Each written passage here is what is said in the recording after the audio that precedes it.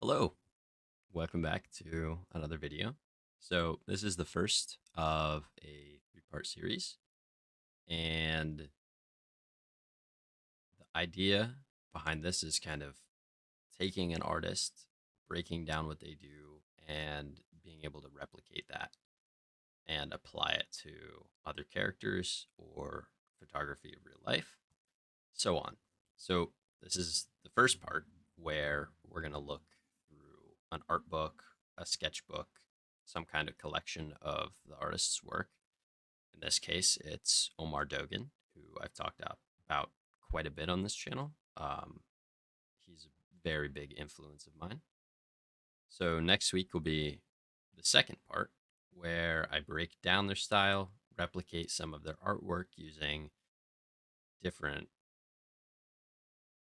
methods that either I've developed or I learned from art instructors.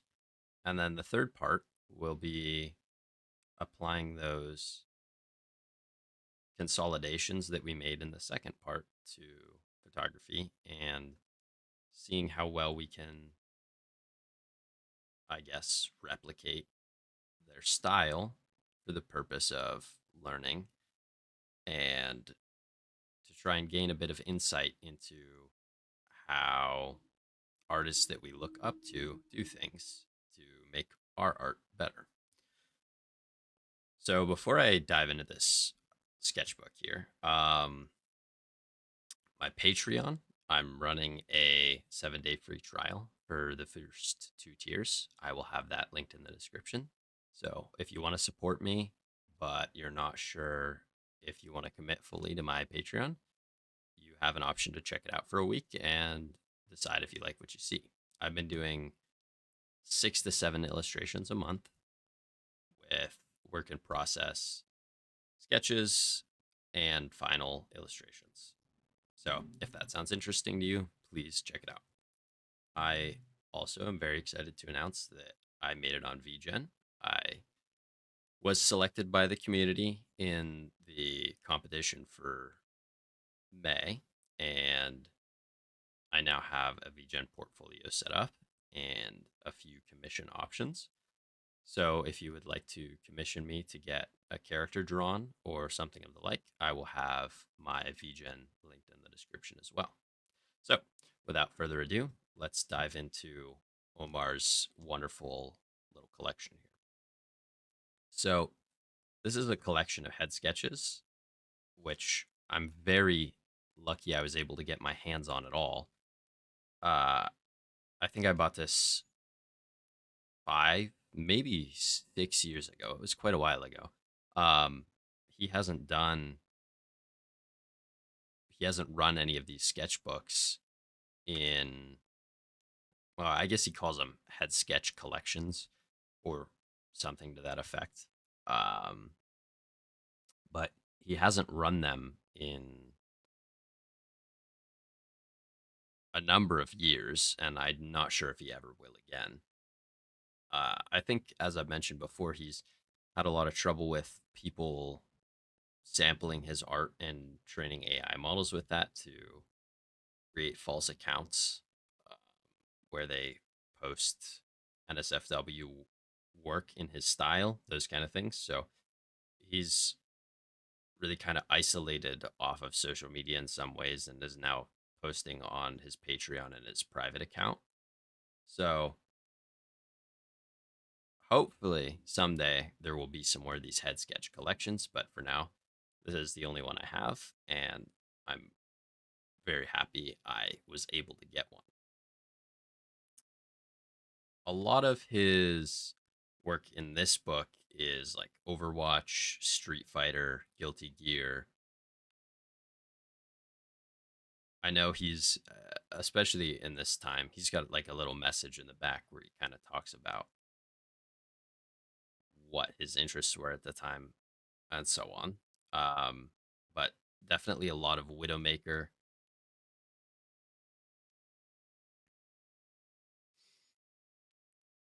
I I never really played Street Fighter, but I did play Guilty Gear for a couple of years. Once when well, I got really into it when Strive came out. I think I have a couple hundred hours on Strive.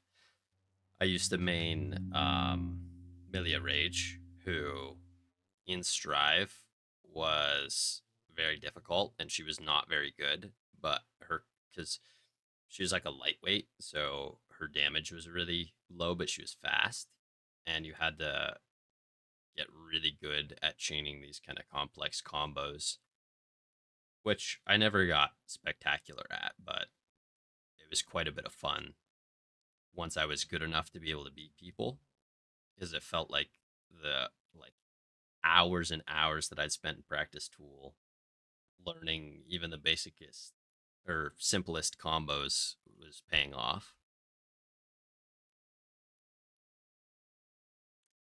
I think Omar for me is an especially big influence because, or I guess rather, I look up to him because what he does, I want to do something similar with my art where it's just characters I like, things I'm interested in, and I'm able to share that with other people, and they gravitate to my style and like what I do, how I take those characters and kind of make them my own, and are interested.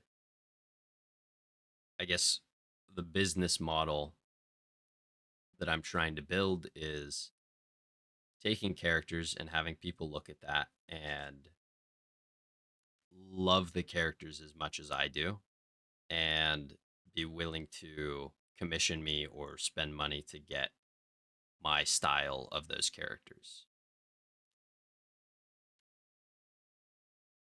This is now I can't remember this character's name, but she's from Gurren Lagann, which is that was a fun anime. I watched that quite a few years ago. I haven't watched many anime, but the ones that I have watched are mostly by Studio Trigger, which it's pretty funny. It's coincidental.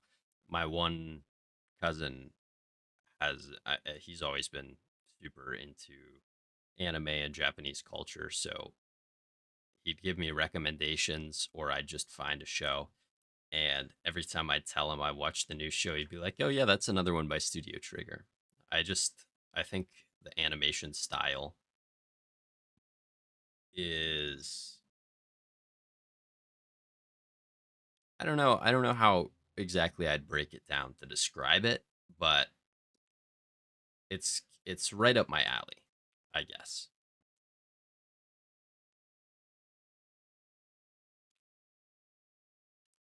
I'm thinking for the next part in this short series, I'm going to do some of his newer work for the breakdowns. Um, so I don't have to try and get digital scans of the photos from this sketchbook. Maybe I will for a couple if there's some poses or specific illustrations that I think are perfect representations of his style.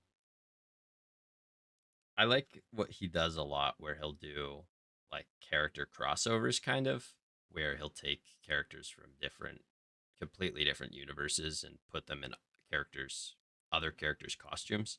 I think that's really cool. And it's fun cuz it's almost like he's making his own world of all the characters that he's interested in. All of the things that he likes are kind of put together in one place.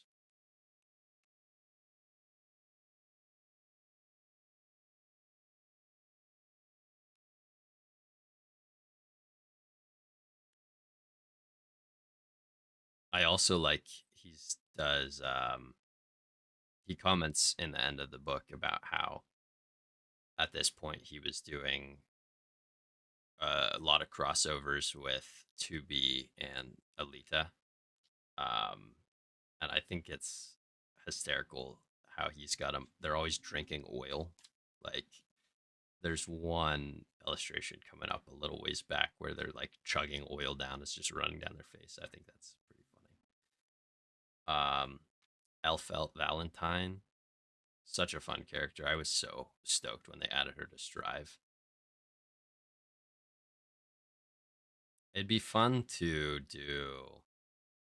I want to do more characters from Strive. My most recent illustration, which I just finished, is a it's a illustration of ABBA. She's she's like the undead girl with the key. I think as a whole that character's just silly. Really, a lot of Strive characters are kind of silly, but I think that's what makes them fun. You know, they have cool designs. They're a little goofy. It makes it kind of lighthearted and I don't know, maybe more accessible in a way. It doesn't feel super complex. I like that's one thing that I've enjoyed or I did enjoy when I was playing Strive is the combos were like a lot about mechanical execution. It wasn't so much about like very difficult inputs. Like the inputs themselves, how you used your different attacks weren't the part that was challenging. It was how you could string them together. And I think that made it really rewarding once you learned how, and it made it not so frustrating while you were trying to learn them. See, here's some character crossovers like Sombra and Diva, or Sombra and 2B's outfit. It's kind of like characters cosplaying each other or something. I'd love to do some sketches like that in the future. Now, if you notice, as compared to what I've done recently, a lot of Omar's sketches or illustrations are bust up, hips up. Not many of them are even like thigh up. And I think that kind of makes a more personal illustration in a sense. It's more, you feel more intimate with the characters. I think that's something that I'm definitely going to highlight in the second part of this series and try and apply to my own art in the future. Because I notice I've produced some nice illustrations, but they don't necessarily capture that same like intimate connection with the character that Omar's do. He's very focused on the expression and kind of the mood of the photo. I feel like I've been doing more just cool poses and sketches of characters rather than trying to create a feeling with the image itself. I like these. These are like kind of like comic book covers or something. It's quite a bit of fun. I like how it's for some reason it reminds me of like rally race cars, like just random stuff all over them, like stickers and text and all handwritten. I just recently bought a sim racing setup. I got the Logitech G920, which is it's super nice. I got from Walmart. I was able to get the pedals, steering wheel, and a stick shifter, um, which is super cool. I've been driving on BeamNG for like a couple hours every day for the past week. It's been so much fun.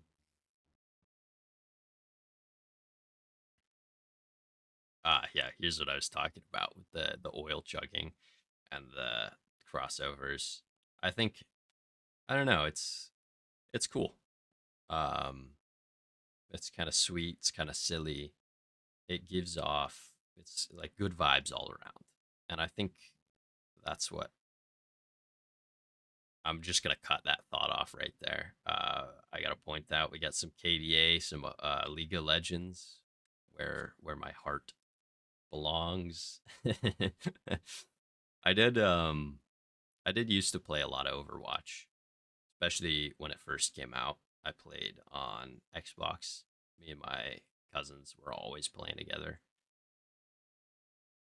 Once I played a little bit once Overwatch 2 came out. I mean, it's basically just a reskin of the same game, but I think I played more for the enjoyment of the characters than the game itself.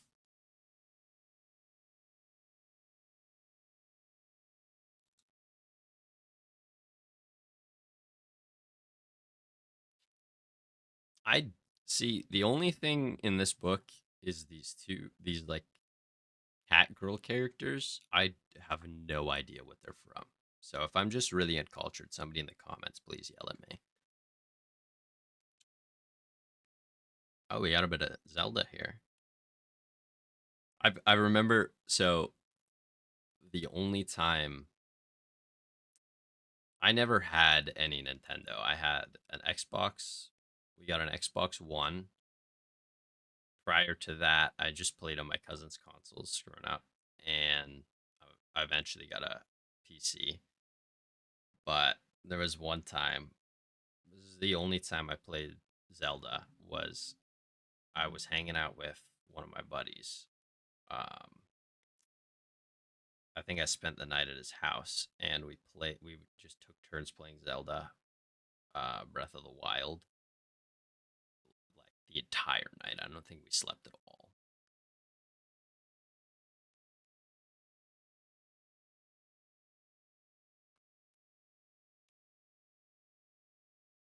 Oh, this one's fun.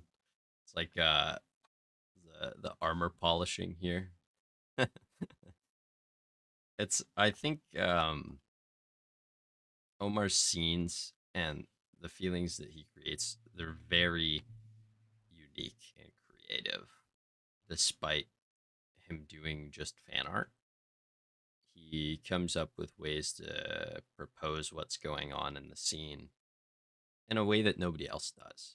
And I think that that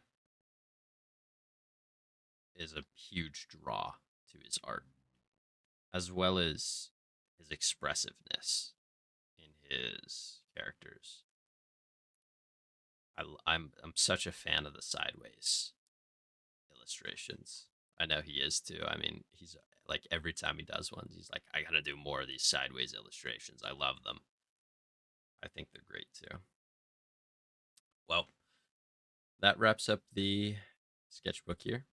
I hope you enjoyed my little yap about some random things, and I hope I've whet your palate and you're looking forward to next week's breakdown of his style. Thank you so much for watching, and with that, I love you all, and please